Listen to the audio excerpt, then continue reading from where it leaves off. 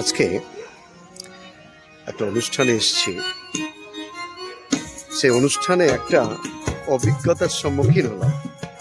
যে অভিজ্ঞতাটা হচ্ছে আপনাদের সঙ্গে শেয়ার না করলেই নয়, অবশ্যই শেয়ার করতে হবে। তার মধ্যে একটা বিউটিফুল প্লেস দেখাবো আপনাদের, সুন্দর জায়গা।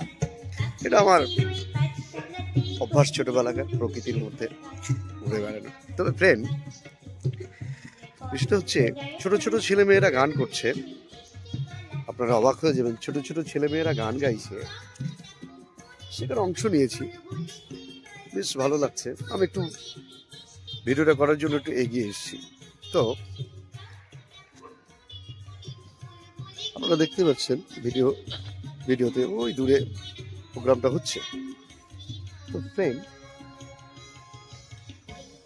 ছোট ছোট বাচ্চারা যেখানে প্রোগ্রাম করছে, সেখানে অনেকের খুঁত একটু ধরতেই হবে।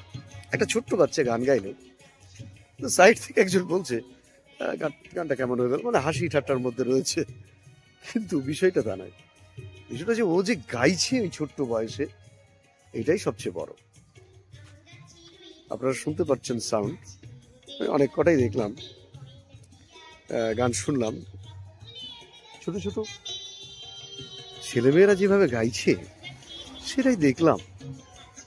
এমন সুন্দর জায়গা আমরা, মানে আমি উপভোগ করি খুব সুন্দরভাবে। এরকম অনুষ্ঠানে অংশ নিতে খুব ভালো লাগে। যদিও সঙ্গীত চর্চার জন্য নয়, মেয়ে আছে ওদের সঙ্গে, বেশ ভালো লাগছে।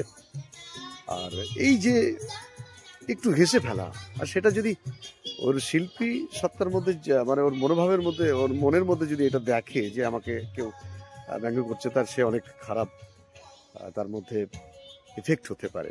যার জন্য প্লিজ আপনারা যে যেখান থেকে যে প্ল্যাটফর্ম আছে, সেই প্ল্যাটফর্মে সে কিন্তু ভালো একদিন না একদিন হবে, যে কোনো প্ল্যাটফর্মে যদি কেউ কাজ করে।